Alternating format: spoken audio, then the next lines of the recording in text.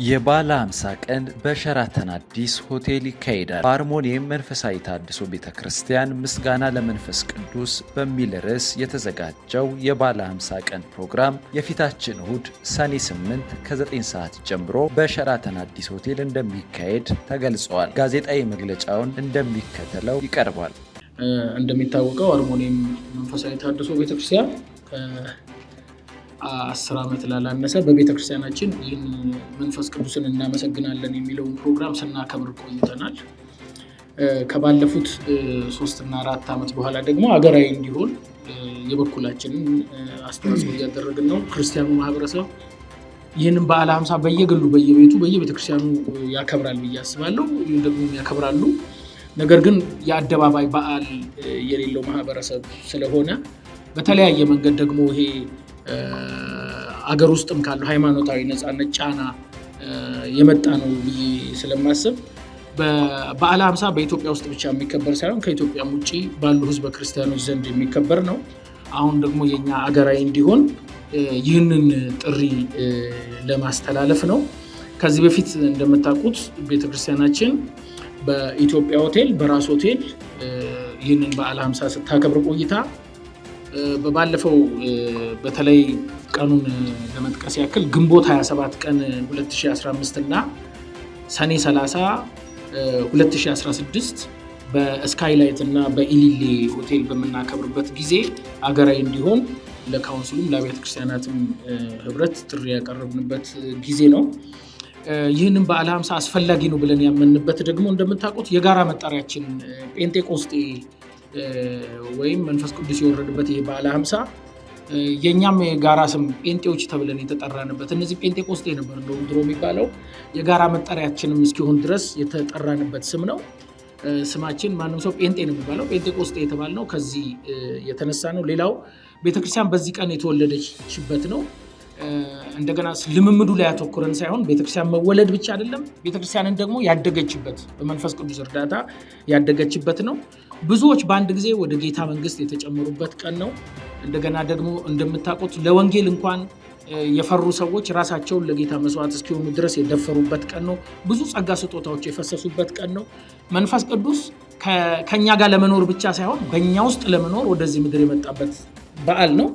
ይህንን በዓል በሰፊው በእንዲህ አይነት መንገድ እንድናከብር ጥሪ እናደርጋለን ማለት ነው። ስሜ መጋቢ ዮሐንስ ግርማ ነኝ።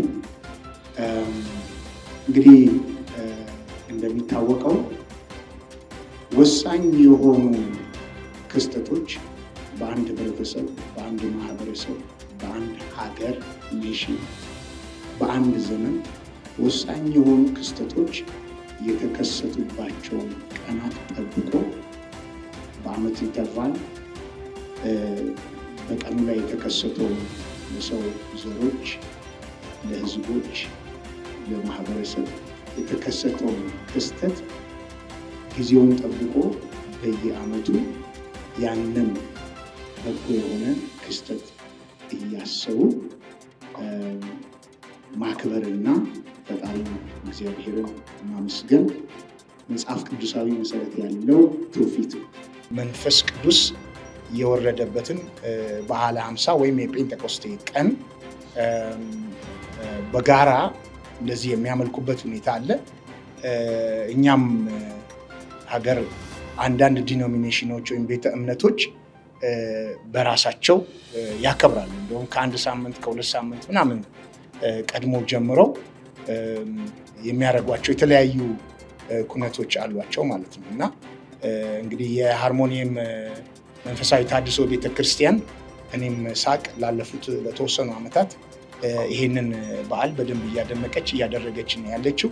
እኔም የመመራት ቤተክርስቲያን ለ10 ዓመት ይህን በዓል ስናደርግ ቆይተናል። በዚህ ዓመት አሁን ባለፈው ዊኬንድ 10ኛ ዓመታችንን አክብረናል ማለት ነው። እና ግን ይሄ በአደባባይ ላይ ደግሞ እንዲወጣና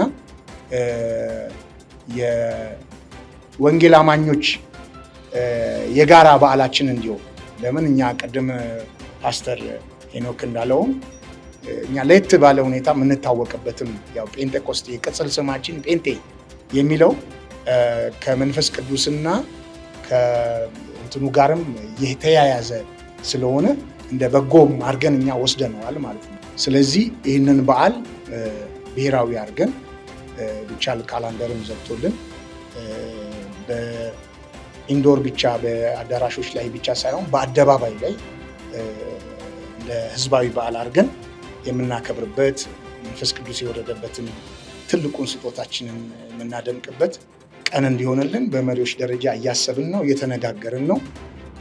ምናልባት የሚቀጥለው ዓመት ጀምሮ በመስቀል አደባባይ ላይ ደመቅ ባለ ሁኔታ የወንጌል አማኞች ሁላችንም ከአራቱም ማዕዘን ተሰብስበን የምናከብርበት ሁኔታ ይከሰታል፣ ይፈጠራል ብዬ አምናለሁ እና ይህንን ደግሞ ለማስተላለፍ ስለመጣችሁ እግዚአብሔር አብዝቶ ይባርካችሁ።